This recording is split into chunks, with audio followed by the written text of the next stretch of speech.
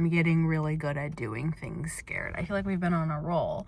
I didn't do like a full travel vlog because in the Ultimate Beauty Glue Up, I went to San Diego and I surprisingly wasn't as anxious and nervous. I just wanted to be really present in the moment. The physical sensations that I felt from the fear of traveling for that one was just like headache and nausea, but there wasn't the thought of like, oh, people are out to get me, or just like the thought you get with anxiety where like, I am actively scared. Girl, bye. This is sitting on my steering wheel and I pressed too hard on the phone and it hit the volume button and it disconnected. But I was saying I wasn't actively scared and having anxiety when I was traveling to San Diego, and I still did it. I was like, who cares? Do things scared. Nobody says you have to do things when you're ready to do it. No one says you have to do things when you feel motivated, when you feel disciplined, when you feel like it's going to be perfect. You can just do the shit just to do the shit, to live life. And then I went to dinner. I did the omakase video, the last one. You saw that one. I went to dinner by myself and I was scared to do that because I was scared of what people were going to think. I was scared about recording by myself. I was just a little anxious girl, and I did it scared anyways. And by the end, I had the most great time and was drunk off food. And today I'm doing another scared thing, which is going to see my dad. Are you also scared of your parents? Listen, it's the mental illness that accompanies my father and his whole being. I just got one of those relationships where it's like, it's complicated with my father. You know, apparently half the people in the world have complicated, not so great relationships with their parents. And my dad is 50 years older than me, so he's an old dad. He didn't even want me. When he came, he told my mom, abort her, get rid of her. And my mom was like, but I'll be lonely when I grow up because you're old and you're gonna probably die before me. My dad's 20 years older than my mom. And she was like, I want someone to take care of me. So that's why she had me. I was born out of codependency necessity instead of like, oh, I would love to raise a human being and have them discover who they are and learn their truth and bring joy to the world. No, my mom solely had me to cope with her own loneliness.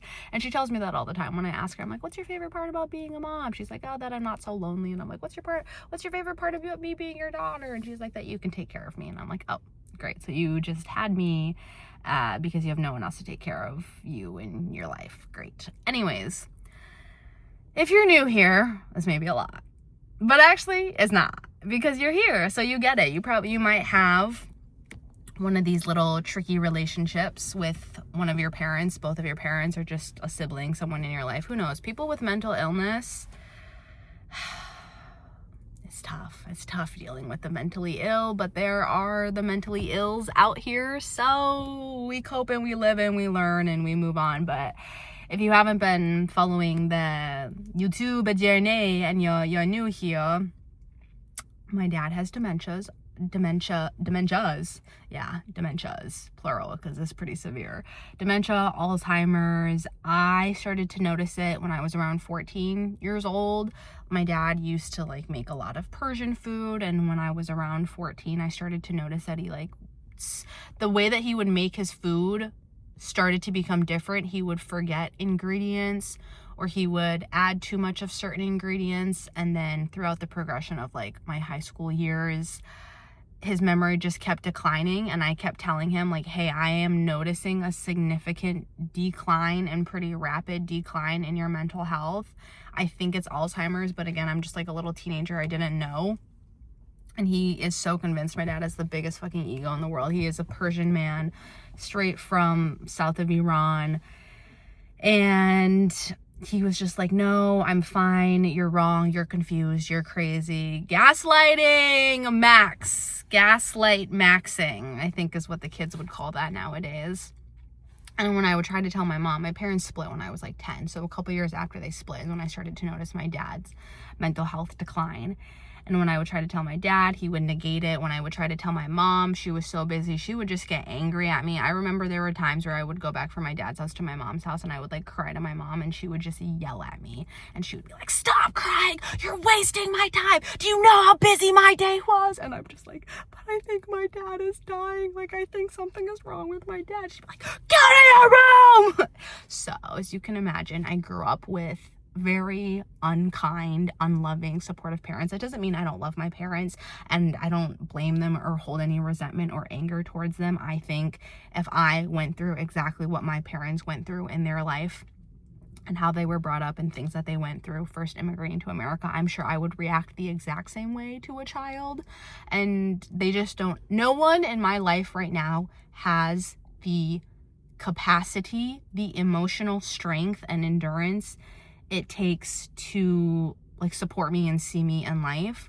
Right now, when I'm sad, I don't have anyone to call or anyone to tell, because the people that I do in my family, they're just like, oh, it's okay. Or my mom will often say like, don't cry, that makes me sad. And it's because people in my family don't have the strength, they don't have the endurance, they don't have the capability to sit with me and be like, oh my gosh, let it out.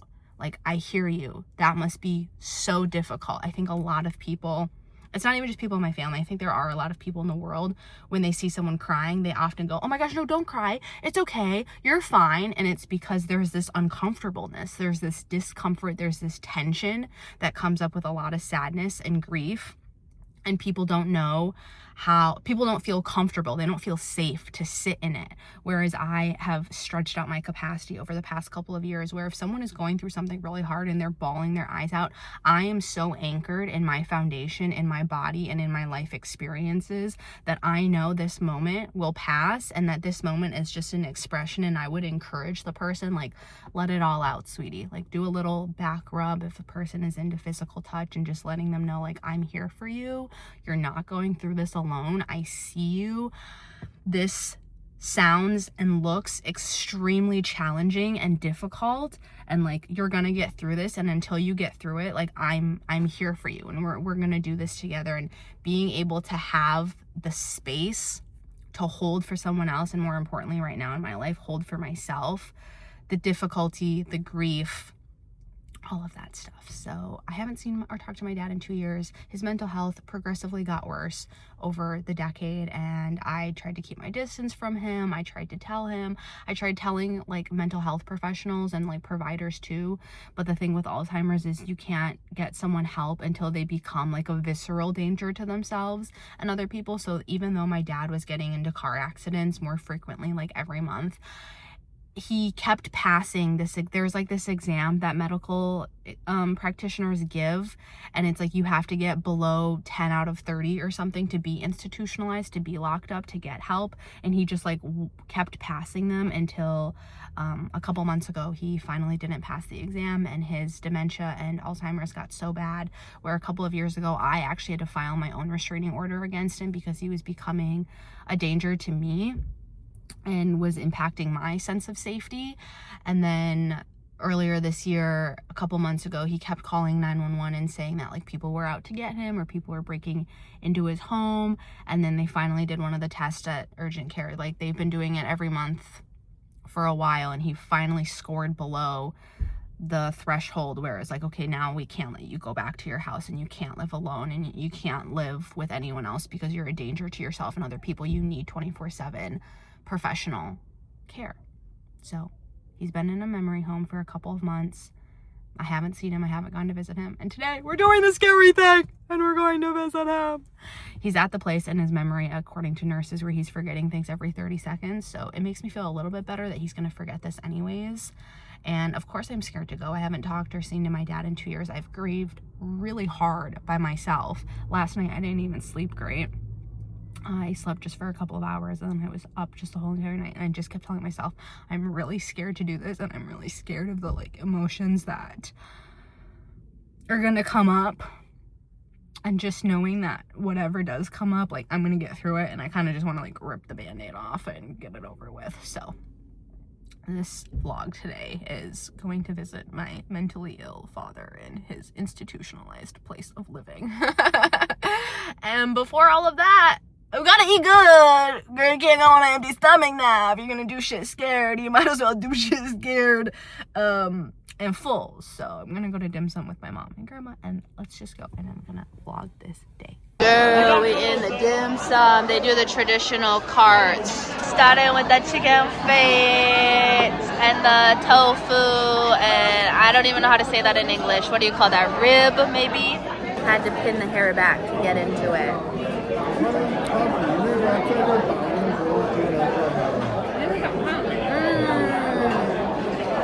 Tofu, and then they stuff the tofu with a shrimp. moving on to the next thing.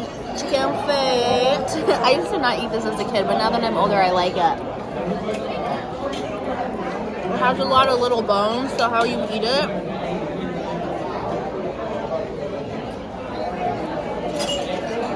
You take it in your mouth, and then you spit out the little bones. In Chinese culture, it's not rude to spit out your food. Honest, I don't know what they call this in English. I also don't really know what it is in Chinese. Is this jielan? Is this jielan? Jielan. My Chinese okay. No idea what this would be called in English. Maybe like Chinese broccoli? Chinese broccoli, yes.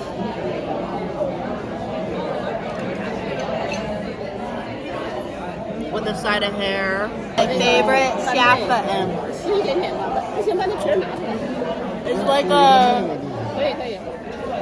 shrimp in a rice glutinous crepe. I don't know how to translate things to English, y'all. Get into some Chinese culture. I've been eating this shit my whole entire life. A new taro bar. They have a new taro bun. This is the xiafen, the shrimp crepe I just ate. This is a shrimp dumpling with scallop. This is a paigul, which is like ribs. I don't eat that. That's jiu cai xiao. And that is my favorite, holy grail. What do they call it in English? Pineapple bun. Let's go for this next. This is a shrimp. Oh my god, it's stuck. Not good, is it? Yeah, because it's stuck. That's how you know it's not good, because it gets stuck. Oh, that's it.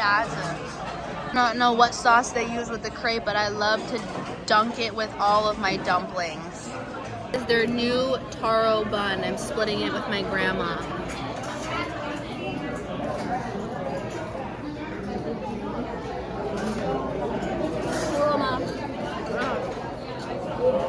You know what?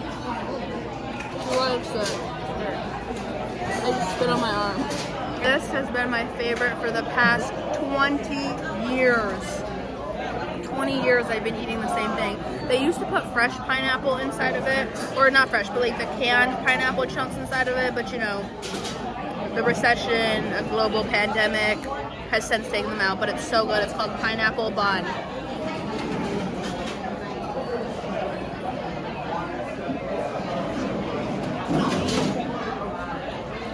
So good. So good. We ordered 2 orders so I can take one home.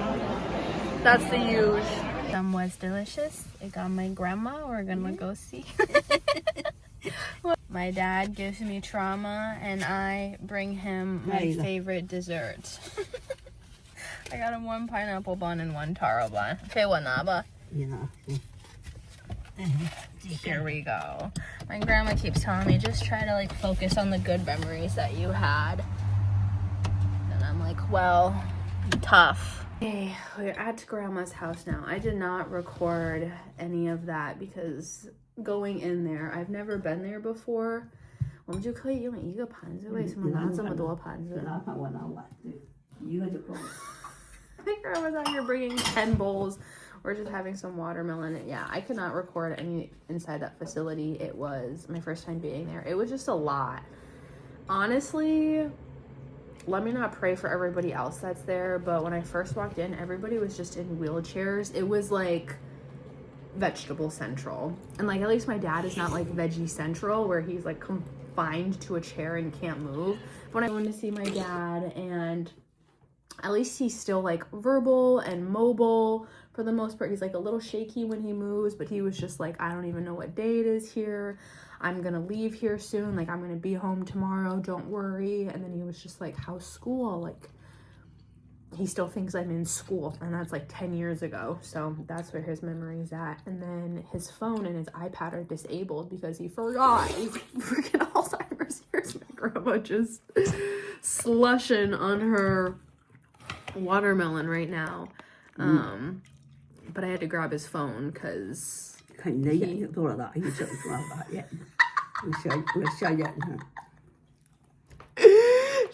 that my eyes, she's like, look at how big your eyes are.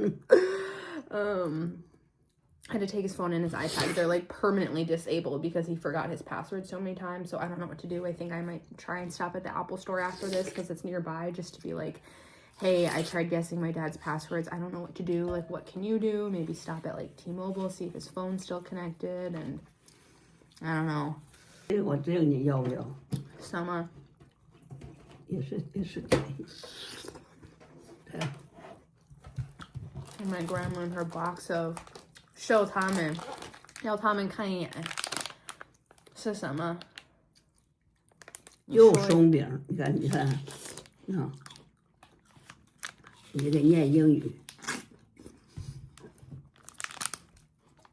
She wants me to read this to you. Cake seasoned with chicken meat floss. Yum. 行吧，是，这是他们给的。我们刚吃完。嗯。我们刚吃完。你要吃哪几个？ We were there for maybe 10 minutes. There's a part where I had to go to the bathroom, turn the sink on, and I just like bawled my eyes out. 这个就是最好，就是什么枣。要他们看一眼。这谁看这枣？这个枣和什么？和那个核桃。对，挑食。还要一个吗？不要，现在吃太不要太少。这是什么？C5什么？秀他们。你最喜欢吃的是哪个？我这都看别人给我的。这个是黑芝麻，这行。你看，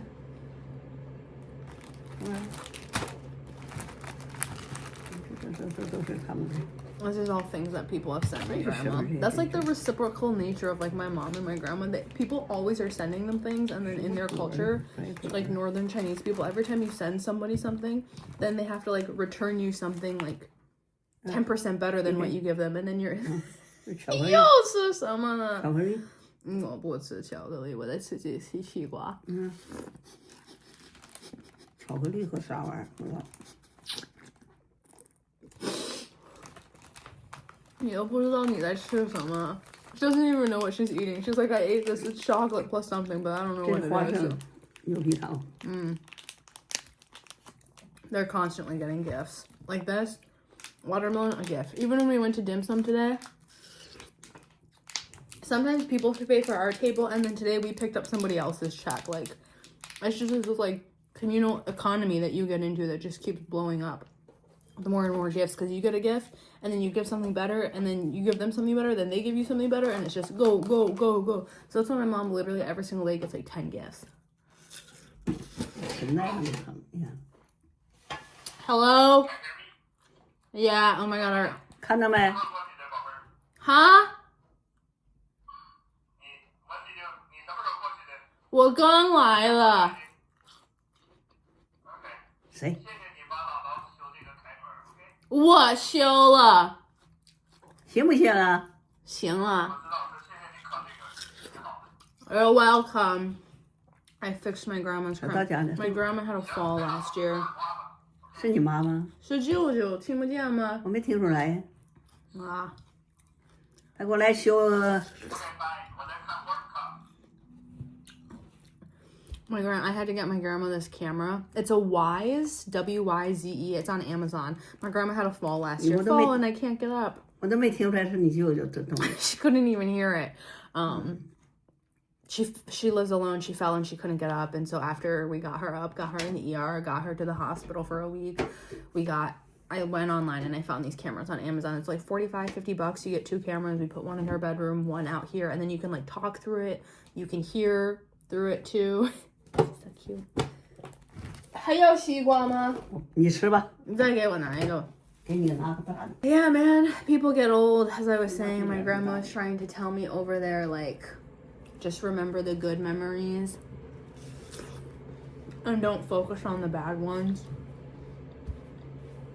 And it's like all that fucked up shit that my dad did. He doesn't even remember. And I could chalk it up to his disease. Like, that's what dementia is. 你再吃一个。 But it's still super real. 我再吃一个，你再吃一个，我再给你切一半。行，切少。到这儿吃。少切几瓣。把那个两个都拿着到这儿吃。But yeah, people get old, and when you're grieving, a good tip, per my grandma, is to try and focus and remember on the good memories.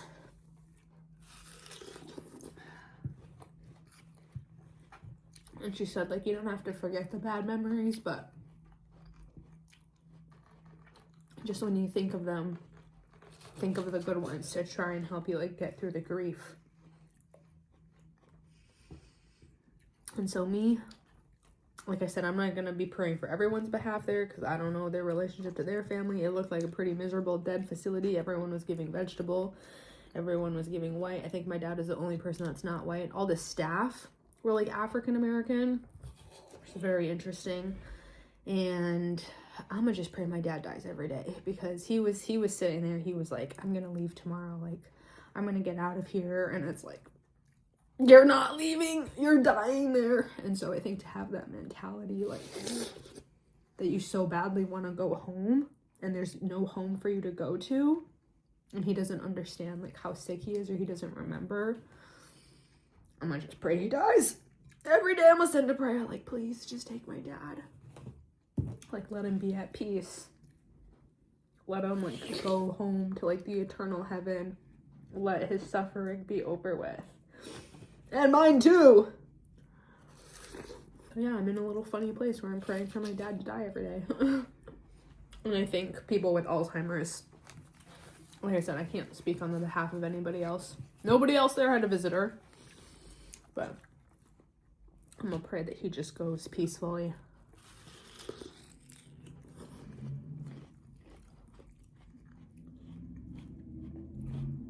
Watermelon mukbang. 把你的西瓜举出来，放在这边，笑一下啊！melon water， watermelon， 叫哪个在前面 ？Watermelon。 watermelon。 Grief is hard. Grief is tough. Alzheimer's sucks. Fuck dementia. And I was just blasting Be Alright by Ariana Grande on the way there, on the way back. If you haven't heard that song, first of all, my queen, AG, and the lyrics are just like, you know, sad tears bring brighter days. All you have to do is decide that you're going to be all right. And I'm like, I just got to decide. I can't keep wallowing. I feel like the past 2 years I wallowed really hard. Watermelon. Into a dissociative state. And I'm like, I gotta get out of that. I gotta live my life. I gotta move on. So we're moving on. You've had a loved one that has Alzheimer's, dementia, in the beginning states of it, and you're noticing it and no one else is believing you. Been there, done that. You're not alone. It's terrible. And I hope you get through it. I come here, I do everything. Fix the camera, cut the watermelon. Does she want me to do this, like, bug trap for her? If you're grieving, I see you. I'm trying to close out this video. She want to show you her fruit chops. If you're grieving, I see you. If you're dealing with someone that has Alzheimer's and you have the complexity of emotions of they're already lost, but they're still here and I want them to die, and then they're doing crazy things that are making me upset, making me feel unsafe and violating my boundaries, like, it's such a clusterfuck. And I just want to let you know, I'm here. And as Miss AG says, we're going to cry, we're going to let our tears come out, and brighter days will come ahead. And that's the end of the video. See you next time. Goodbye. 说一下 goodbye. Bye bye.